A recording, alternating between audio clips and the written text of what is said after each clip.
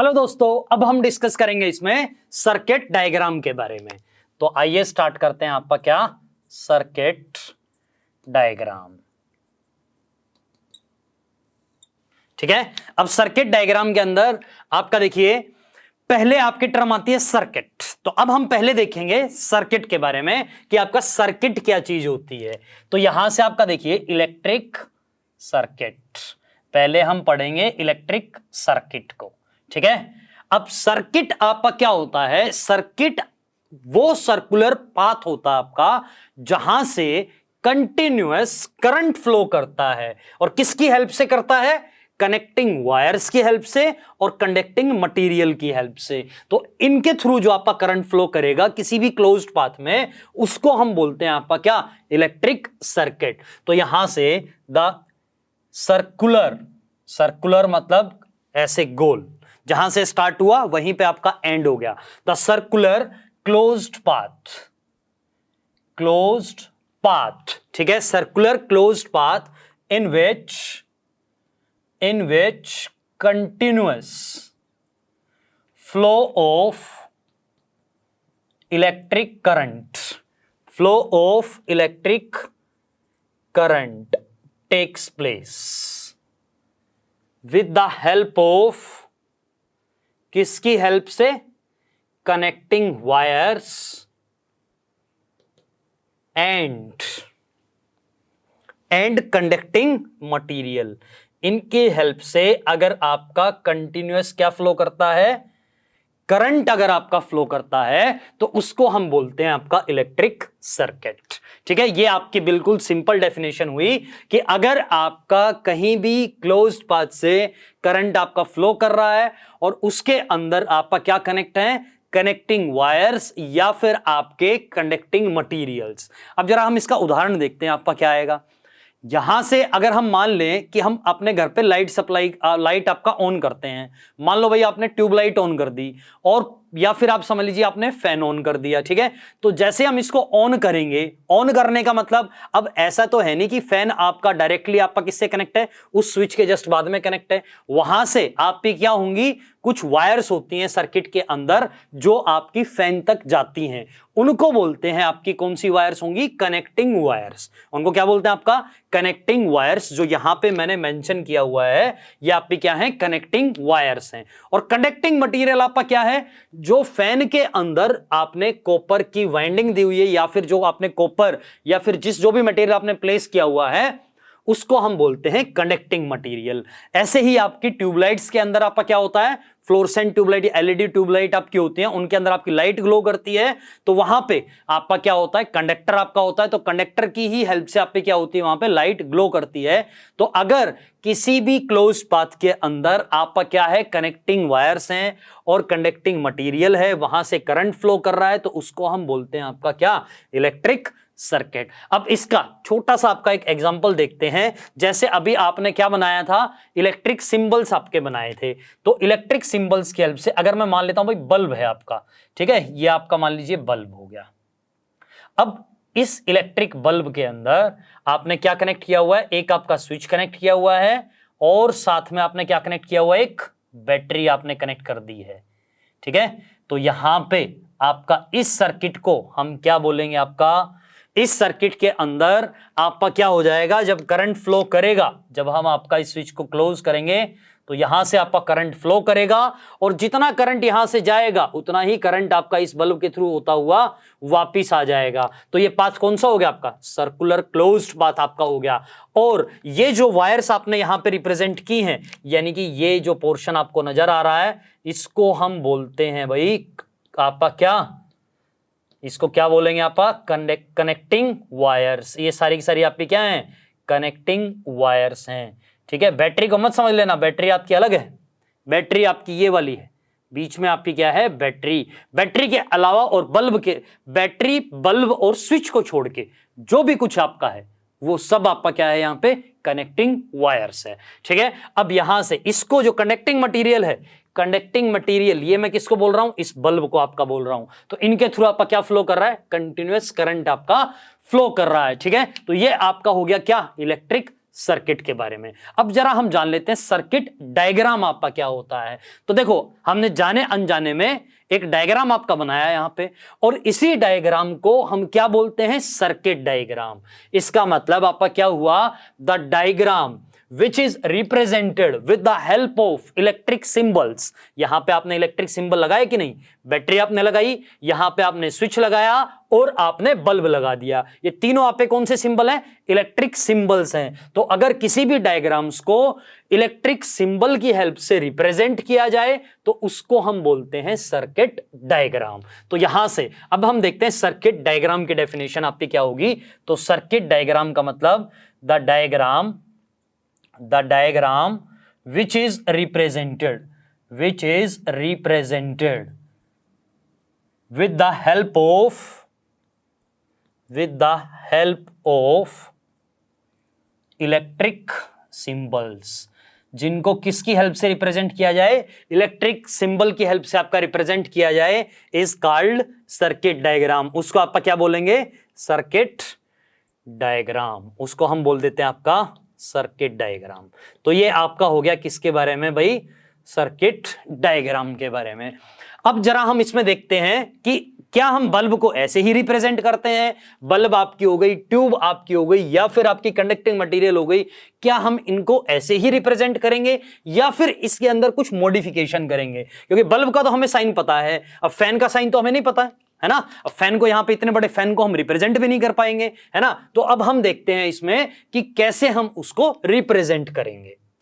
तो देखिए दोस्तों, सर्किट डायग्राम को हम कैसे रिप्रेजेंट करेंगे कि फैन आपका है, ट्यूबलाइट आपके है, एसी है, कूलर है, या फिर आपका आयरन आपने लगाया हुआ है, हीटर आपका लगाया हुआ है। तो इन सारी चीजों को हम कैसे रिप्रेजेंट करते हैं वो जरा हम अब इसमें देखते हैं। तो देखो ये जितने भी एलिमेंट्स मैंने अभी आपको बताए, ये सारे के सारे एलिमेंट्स आपके क्या होते हैं, ये सारे के सारे एलिमेंट्स आपके किसी न किसी कंडक्टिंग मटेरियल के बने होते हैं। तो इसका मतलब वो कंडक्टिंग मटेरियल जिसके ये बने होंगे उनका कुछ ना कुछ रेजिस्टेंस होता है आपका। जैसे अभी हमने बताया नहीं रेजिस्टेंस आपका क्या होता है, तो कुछ देर के लिए हम मान लेते हैं नेक्स्ट लेक्चर हम रेजिस्टेंस के ऊपर ही डिस्कस करने वाले हैं, ठीक है। तो यहां पे पहले हम मान लेते हैं आपका कि कुछ ना कुछ क्या होगा, उनका रेजिस्टेंस होगा। इसको अच्छे से नेक्स्ट लेक्चर में हम समझेंगे।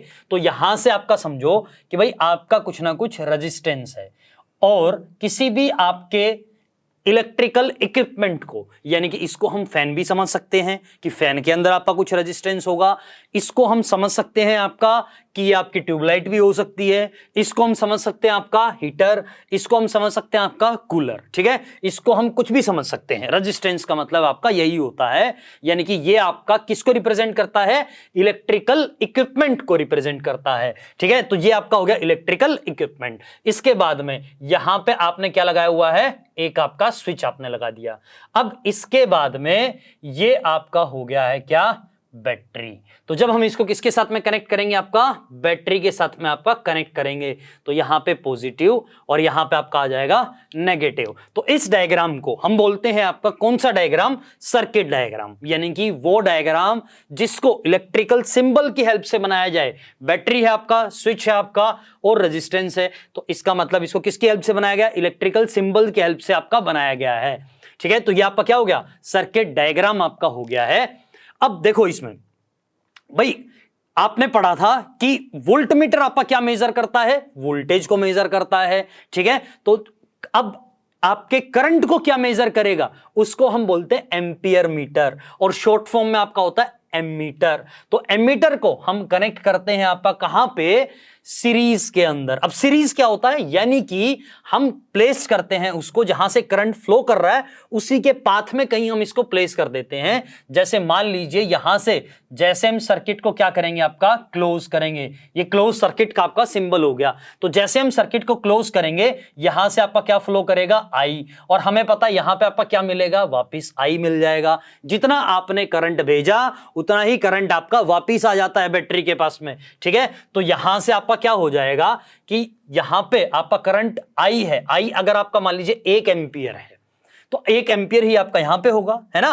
तो अगर हम इसके बीच में आपका कुछ भी रख दें वहां से भी आपका कितना जाएगा, यहां पे 1 एम्पियर ही जाएगा। तो यहां पे हम क्या प्लेस करते हैं, आपका एमीटर आपका प्लेस करते हैं, और ये साइन आपका होता है किसका, एमीटर का। ठीक है, तो एमीटर के बारे में अभी हम डिस्कस करेंगे, पहले इसको समझ लेते हैं कि सीरीज आपका क्या होता है। तो सीरीज आपका वो चीज होती है जहां पे अगर हम किसी भी मटेरियल को प्लेस करें, किसी भी आपके इलेक्ट्रिकल सिंबल को या फिर इलेक्ट्रिकल इक्विपमेंट को प्लेस करें, उसके बाद में भी आपका करंट क्या रहे, सेम रहे, तो उसको हम बोलते हैं आपका क्या, सीरीज। और अगर मैं बात करूं आपका किसकी, वोल्टमीटर की, तो वोल्टमीटर को हमने बोला था, वोल्टमीटर हम कनेक्ट करते हैं एक्रॉस, ये हमने पोटेंशियल के लेक्चर में पढ़ा है। ठीक है, तो पोटेंशियल के लेक्चर में जो हमने पढ़ा उसी को अब हम यहां पे अप्लाई करेंगे।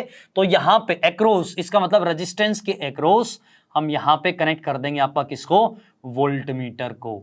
ठीक है, ये आपका हो गया वोल्टमीटर, और इसको बोलते हैं आपका क्या, पैरेलल। पैरेलल का मतलब आपका क्या हो गया, दो पाथ हो गए। देखो यहां से ध्यान से, करंट के आपके कितने पाथ नजर आ रहे हैं भाई, यहां से करंट आपका आई गया, इस स्विच के बाद में आपका करंट क्या रहेगा, आई ही रहेगा। लेकिन अब करंट को दो रास्ते नजर आ रहे हैं कि भाई करंट आपका कंफ्यूज हो गया, ये समझ लीजिए करंट यहां से जाए या फिर आपका करंट यहां से जाए। तो मैं बताऊंगा कि करंट आपका दोनों पास से जाएगा।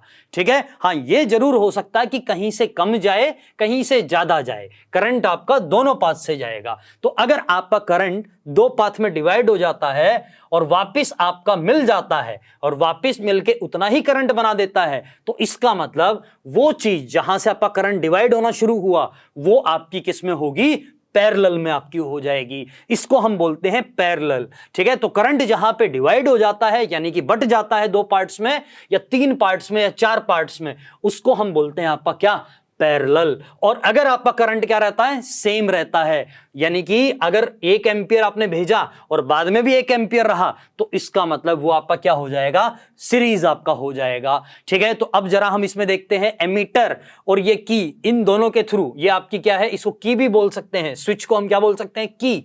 ठीक है, तो यहां से इसको जरा हम स्विच ही मान लेते हैं क्योंकि अदरवाइज आप कंफ्यूज हो जाओगे की आपका क्या होता है, तो इसको फिलहाल के लिए हम क्या मानते हैं, स्विच। ठीक है, तो एमीटर के थ्रू और स्विच के थ्रू आपका करंट क्या है, सेम है। तो इसका मतलब एमीटर और स्विच दोनों आप पे किस में है, सीरीज के अंदर हैं। लेकिन यहां पे आपका करंट मान लीजिए I1 है और यहां पे करंट आपका I2 है, कोई भी करंट आपका है I1 या और दूसरा क्या है I2, तो I1 और I2 दोनों डिफरेंट करंट हैं। इसका मतलब यहां से करंट आपका क्या हो गया, डिवाइड हो गया। ठीक है, अब जितनी वोल्टेज इसके अक्रॉस आपकी आएगी, जितनी वोल्टेज इसके अक्रॉस आपका जितना भी पोटेंशियल आपको नजर आएगा, उतना ही पोटेंशियल किसके अक्रॉस आता है, वोल्टमीटर के अक्रॉस आपका आ जाता है। ठीक है, तो यहां से ये आपका क्या मेजर करेगा, वोल्टेज आपकी मेजर करेगा। अब जहां से आपका करंट डिवाइड हो गया और वापिस आपका मिल गया, उसको हम बोलते हैं आपका क्या, पैरेलल। इसके लिए मैंने आपको बताया था एक्रॉस, बाईपास वाला जो रोड आपको मैंने बताया था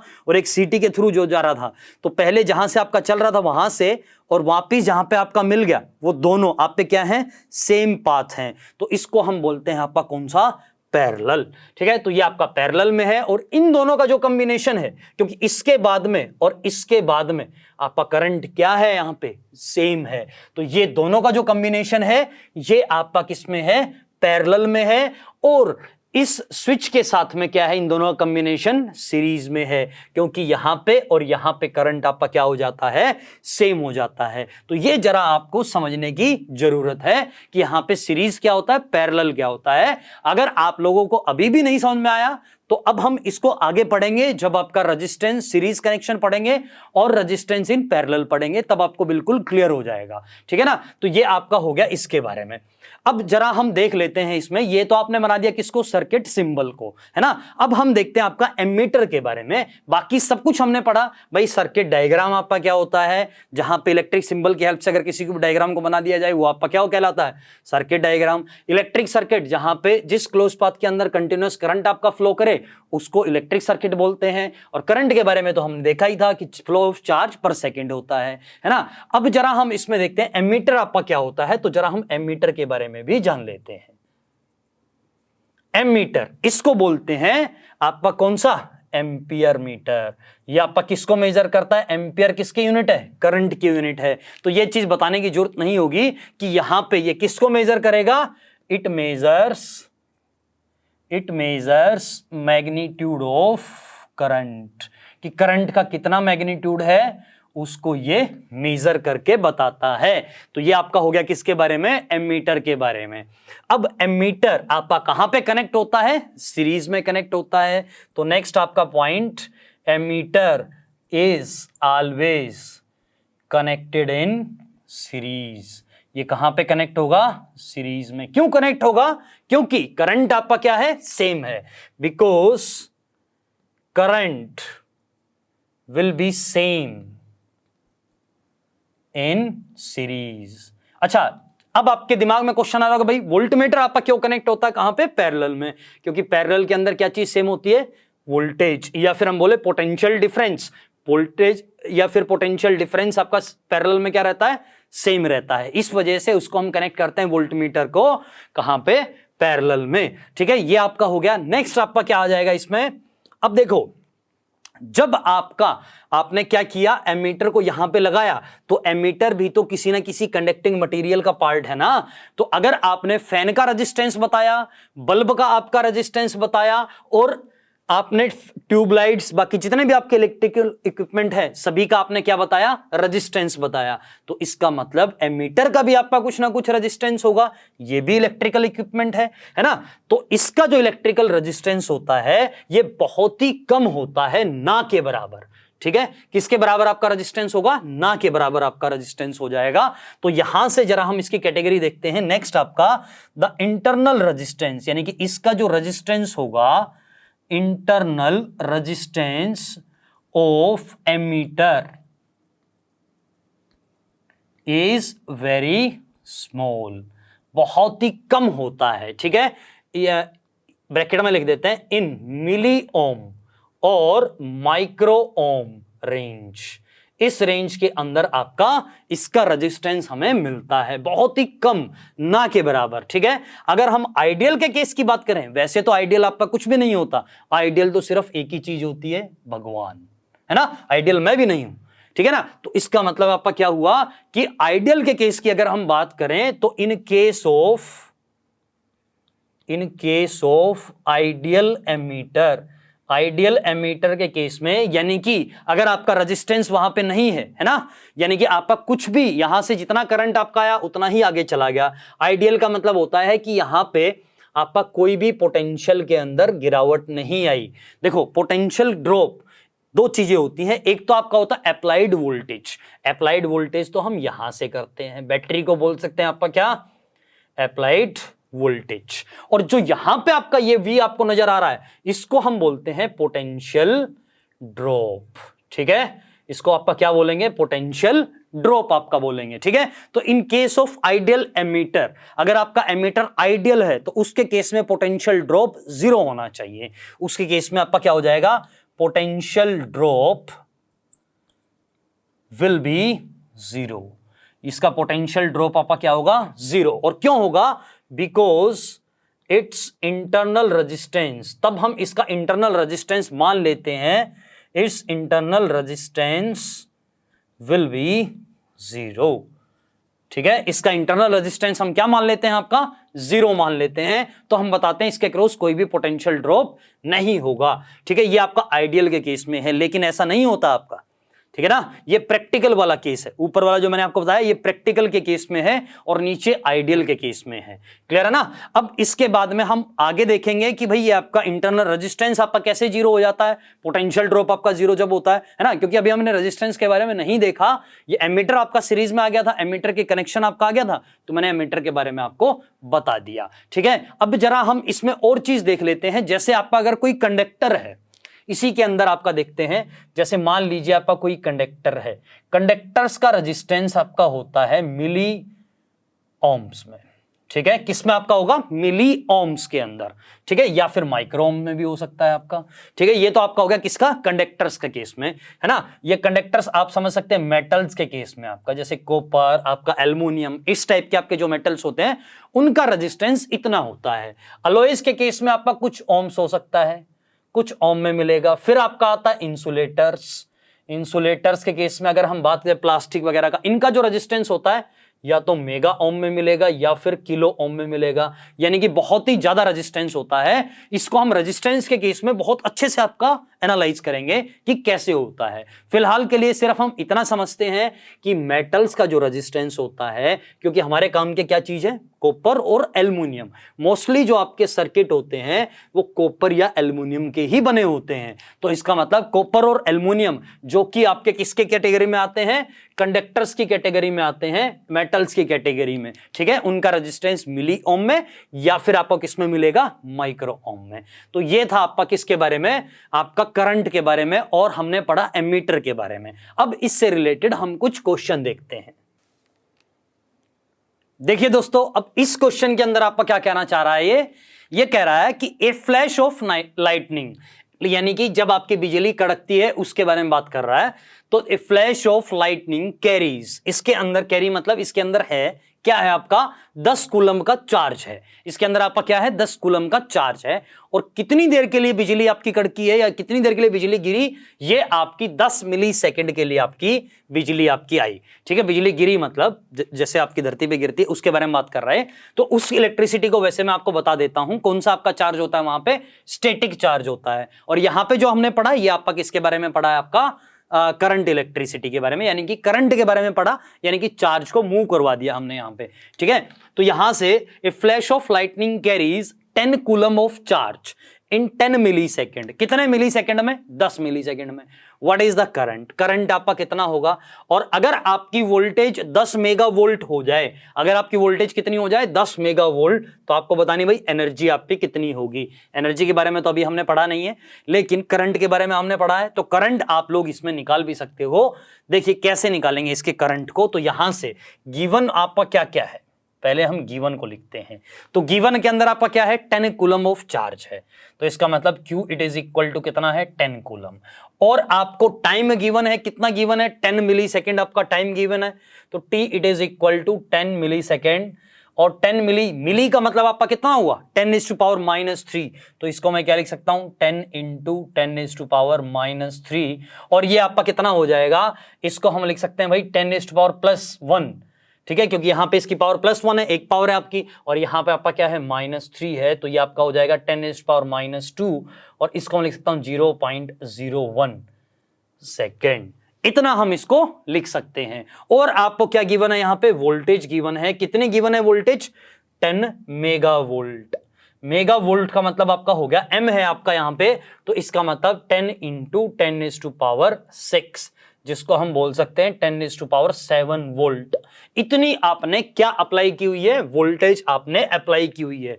अब यहां से हमें जो निकालना है वो जरा हम लिखते हैं। तो हमें क्या क्या फाइंड आउट करना है, तो देखिए टू फाइंड आउट क्या क्या फाइंड आउट करना है। अब इसके अंदर आपको निकालना है, एक तो करंट आपका क्या होगा, और दूसरा आपको क्या निकालना है, एनर्जी, कि एनर्जी आपकी क्या है। तो आइए देखते हैं अब इसमें कैसे आपका करंट आएगा और कैसे आपकी एनर्जी निकाली जाएगी। तो पहले आपका करंट के बारे में बात करते हैं सॉल्यूशन के अंदर। देखो करंट आपका क्या होता है, I it is equal to Q/T, flow of charge per second. यहां से चार्ज आपका दे रहा है भाई 10 कूलम है, और आपका टाइम कितना दे रहा है, 10⁻⁻2, इसको हम लिख सकते हैं, है ना, या फिर 0.01 भी आप लिख सकते हो। तो यहां से आपका कितना हो जाएगा, 10 × 10⁻², यानी कि आपका कितना हो गया, 10⁻1 + 2, इसको ऐसे लिखेंगे, और ये आपका दे देगा 10⁻3, और इसको हम क्या बोलते हैं, 1 × 10⁻3 एम्पियर। ये आपका हो जाएगा 1 किलो एम्पियर। या तो हम इसको लिखें 10⁻3 एम्पियर, या फिर हम इसको लिख दें 1 किलो एम्पियर। तो अगर आपकी कोई भी कंडीशन ऐसे आती है तो उसको हम क्या करते हैं, सिंपल फॉर्म में लेके आते हैं। तो अगर आपका कहीं पे पॉइंट्स के अंदर है या जैसे आपका मिली के अंदर है, तो सोल्व करते हुए हम उसको ऐसे करते हैं, और जब आपको आंसर लेके आना होता है तो वापस इन्हीं पैरामीटर्स की फॉर्म में आपको आंसर लेके जाना होता है। तो इसी पैरामीटर्स की फॉर्म में जब आपका आंसर आएगा तो यहां से आपका कितना आ जाएगा, 1 किलो एम्पियर का आपका क्या फ्लो कर रहा है, यहां से करंट उस टाइम पे फ्लो कर रहा है। 1 किलो एम्पियर का मतलब हो गया बहुत ही ज्यादा करंट आपका है। तो इसीलिए मैंने आपको बताया, देखो कितने टाइम के लिए आपकी बिजली कड़की की सिर्फ 10 मिली सेकेंड के लिए, है ना, और चार्ज आपका कितना है 10 कूलम, लेकिन करंट क्या है बहुत ही ज्यादा है, इसीलिए मैंने आपको बताया था कि कूलम आपकी बहुत ही बड़ी यूनिट होती है। अब यहां से चलिए आगे बढ़ते हैं अब आपका एनर्जी की तरफ। तो एनर्जी आपकी क्या होती है, देखो एनर्जी आपका क्या होता है, पावर इंटू टाइम, इसको हम क्या लिखते हैं, पावर इंटू टाइम। तो यहां से energy it is equal to power into time. अब पावर आपकी क्या होती है, पावर को हम कैसे निकालते हैं, ठीक है, तो पावर को हम लिखेंगे इसमें, भाई आपने क्या लिया था, देखो पहले हमने लिया था यहां से, इसको आगे सोल्व करने से पहले हम जरा देख लेते हैं पोटेंशियल आपका क्या था, potential it is equal to work done per unit charge, ठीक है, ये आपने पढ़ा था पहले, इलेक्ट्रिक पोटेंशियल को ऐसा लिखते हैं। अब वर्क डन को हम क्या बोल सकते हैं, एनर्जी आपका बोल सकते हैं। तो energy it is equal to आपका कितना हो जाएगा, पोटेंशियल इंटू चार्ज, ठीक है, पोटेंशियल इंटू क्या हो जाएगा आपका, चार्ज आपका आ जाएगा। अब यहां से पोटेंशियल इंटू चार्ज, चार्ज आपका क्या हो गया, एनर्जी। अब हमें क्या निकालना है यहां से, अब हमें निकालना यहां से पावर के बारे में, है ना, तो पावर इंटू टाइम अगर आपने लिख दिया, वैसे तो हम यहां से भी निकाल सकते हैं क्योंकि आपके पास में पोटेंशियल भी है और आपके पास में चार्ज भी गिवन है, तो हम क्या निकाल सकते हैं, एनर्जी भी आपका निकाल सकते हैं। अब यहां की बजाय अगर हम करना चाहे यहां से, तो यहां से भी हम इसको कर सकते हैं, दोनों का आपका देखते हैं कैसे आपका आएगा। ये तो आपका आने वाले टाइम्स में जब आपकी आगे बढ़ेगी आपकी इलेक्ट्रिसिटी की यूनिट, तब हम इसको वहां से फॉर्मुलेट मतलब यहीं से आपका निकाल के इसमें रखते हैं, है ना। तो यहां से जरा हम देख लेते हैं भाई यहां से आपका क्या आएगा और यहां से आपका क्या आएगा, क्या दोनों से आपका आंसर क्या आता है, सेम आता है, ये हमें देखना है। तो potential into charge divided by अगर मैं कर दूं टाइम, यहां पे भी आपने क्या किया, एनर्जी डिवाइडेड बाई टाइम, अगर आपने यहां पे भी ऐसा कर दिया और यहां पे भी आपने ऐसा किया, तो एनर्जी डिवाइडेड बाई टाइम ये किसके बराबर है आपका, ये आपका पावर के बराबर है। और यहां पे आपका क्या है, potential into charge by time, है ना, तो potential into charge by time, potential को हम क्या लिखते हैं, V, और चार्ज बाई टाइम को आपका क्या लिखते हैं, करंट, तो V इंटू आई आपका क्या हो जाएगा, पावर आपका आ जाएगा। तो हम यहां से भी कर सकते हैं और हम यहां से भी आपका कर सकते हैं। तो पावर इंटू टाइम ये आपका किसके बराबर है, अब देखो ना तो हमारे पास पावर गिवन है, सिर्फ हमें क्या गिवन है, टाइम गिवन है, लेकिन पावर का हमें पता चला V इंटू आई आपका होता है। तो V कितना गिवन है, 10 मेगा, तो 10 मेगा का मतलब 10 इंटू 10 इज पावर 6, और इंटू करंट आपका कितना है 1 किलो एम्पियर, अभी हमने निकाला, तो 1 into 10 is to power 3। Time आपका कितना है 10 इज टू पावर -2 है यहां पे, है ना। तो यहां से आपका टोटल जब हम इसको सोल्व करेंगे 6 और 1 7, 7 और 3 10, 10 और यहां से आपका चला गया, तो ये आपका कितना बचा, देखो 10 इज टू पावर 10 हो गया, एक पावर इसकी 6 इसकी, 6 और 1 7, 7 और 3 10, 10 में से 2 गए तो आप पे कितने बच जाएंगे, 8, 10 की रेज टू पावर 8 हो जाएगा। और इसको हम क्या लिख सकते हैं, 100 इंटू, ये 100 है भैया आपका, यहाँ पे 100 इंटू 10 इज टू पावर 6 ऐसे लिख सकते हैं, क्योंकि 10 का स्क्वायर 100 इंटू 10 इज पावर 6 आपका लिखेंगे, तो ये आपका क्या हो जाएगा, 100 इंटू 10 इज टू पावर 6 आपका हो जाएगा। और इसको हम क्या बोलेंगे, 100 मेगा जूल, इतनी ज्यादा आपकी क्या बनेगी, एनर्जी बनेगी। तो ये तो आपने निकाला यहां से। अब हम इसको डायरेक्ट भी निकाल सकते हैं, energy it is equal to potential into charge, ऐसे भी आपका निकाल सकते हैं। तो जब आपका ऐसे निकालेंगे तो यहां से आपका देखो, जब इन दोनों की मल्टीप्लाई ही करनी है तो इन दोनों की मल्टीप्लाई आपकी कैसी हो जाएगी, potential into charge 10 into 10 into 10 की पावर 6, तो ये आपका क्या हो गया 100, 10 की पावर 6 को मेगा और एनर्जी की यूनिट जूल। तो सेम आपका आंसर आएगा, चाहे आप इसको यहां से निकालो या फिर आप इसको यहां से निकालो, आप इसको कैसे भी निकाल सकते हो। तो जितने भी आपके यहाँ पे छोटे मोटे फॉर्मूले आपके आ रहे हैं उनको आप फॉर्मुलेट करके लिखते रहिएगा, उनके ऊपर आपका क्वेश्चन आ सकता है और यही चीजें हायर क्लासेस में भी आपकी हेल्पफुल रहेंगी। अब नेक्स्ट क्वेश्चन अब हम देखते हैं। इस क्वेश्चन के अंदर देखो क्या कहना चाह रहा है आपसे कि एक आपका हीटर है जिसको कनेक्ट किया गया है 230 वोल्ट, ठीक है। ये 230 वोल्ट आपकी वो सप्लाई है जो आपके घरों में आती है, यानी कि 230 वोल्ट मेन सप्लाई इसने लिखा हुआ है, तो आपके घरों में मेंस की सप्लाई आती है कितनी 230 वोल्ट की सिंगल फेस, ठीक है, सिंगल फेस सप्लाई आती है आपके घरों में और कितनी होती है आपकी 230 वोल्ट की आपकी सप्लाई होती है। आगे कह रहा है कि एक current of 8 ampere flows through the heater, heater के थ्रू कितना करंट आपका जा रहा है, 8 एम्पियर का करंट जा रहा है। अब आपको जो निकालना है वो आपका क्या है कि हाउ मच चार्ज फ्लोज, कितना चार्ज आपका फ्लो करेगा अराउंड द सर्किट, सर्किट के अंदर हर सेकंड में, यानी कि हीटर के अंदर आपका कितना चार्ज हर सेकंड, मतलब 1 सेकंड के अंदर कितना चार्ज आपका फ्लो करेगा, ये आपको निकालना है। तो पहले देखते हैं आपका सॉल्यूशन में गिवन आपका क्या क्या है। इसमें गिवन है आपको वोल्टेज, और वो आपकी कितनी गिवन है 230 वोल्ट। करंट आपका कितना गिवन है, I it is equal to 8 ampere. Current आपका कितना गिवन है, 8 एम्पियर का करंट है। और अब आपको क्या निकालना है, चार्ज आपको निकालना है। इसका मतलब टू फाइंड आउट Q कितना होगा in 1 सेकेंड पर सेकेंड, या फिर आपका बोला जाए ईच सेकेंड का मतलब आपसे निकलवाना चाह रहा है वो 1 सेकेंड के अंदर। तो यहां से इसका सॉल्यूशन आपका क्या हो जाएगा, इसका सॉल्यूशन आपका आएगा यहां से Q it is equal to क्या होता है I इंटू टी। तो जितना करंट उतना ही आपका चार्ज, क्योंकि टाइम आपका कितना है 1 सेकेंड का है। तो I की वैल्यू कितनी है आपकी गिवन 8, और टाइम आपका कितना है 1, चार्ज आपका कितना हो जाएगा 8 कूलम्ब का। अब इसके बाद में आपको निकालना है सेकंड के अंदर, ये तो आपका हो गया पहला।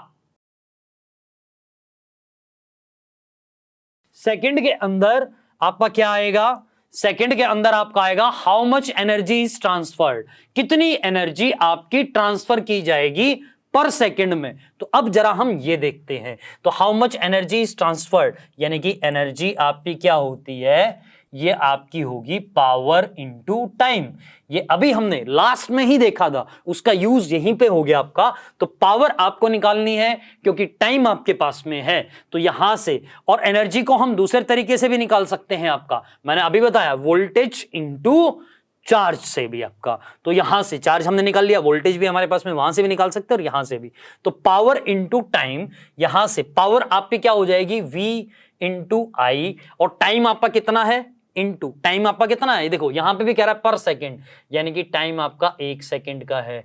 तो यहां से इनटू टी। अब 2230 इंटू 8 इंटू आपका कितना हो जाएगा 1, और यहां से आपका आंसर कितना आएगा 23 इंटू 8 कितना होता है बताइए मुझे, 23 इंटू 8, ठीक है। तो ये आपका देगा 184 और 1840, और यहां से आपका कितना आ जाएगा जूल्स में, ये आपका आ जाएगा इससे आंसर। अब दूसरे तरीके से अगर हम निकालें तो एनर्जी आपकी क्या होती है, एनर्जी आपकी होती है पावर इनटू टाइम, आपने लिखा तो इसको हम कैसे लिख सकते हैं, आपका वोल्टेज इनटू चार्ज। तो वहां से भी आपका कितना आएगा 230, तो यहां से, और या फिर दूसरा तरीका यहां पे हम लिख सकते हैं इनटू 8, तो यहां से भी आपका आंसर कितना आएगा 1840 जूल। तो ये आपका हो जाएगा इसमें आंसर। अब आगे हम डिस्कस करेंगे रेजिस्टेंस के बारे में, और पोटेंशियल, करंट और रेजिस्टेंस, क्या इनके बीच में कोई रिलेशन है या नहीं, ये हम देखेंगे नेक्स्ट लेक्चर में।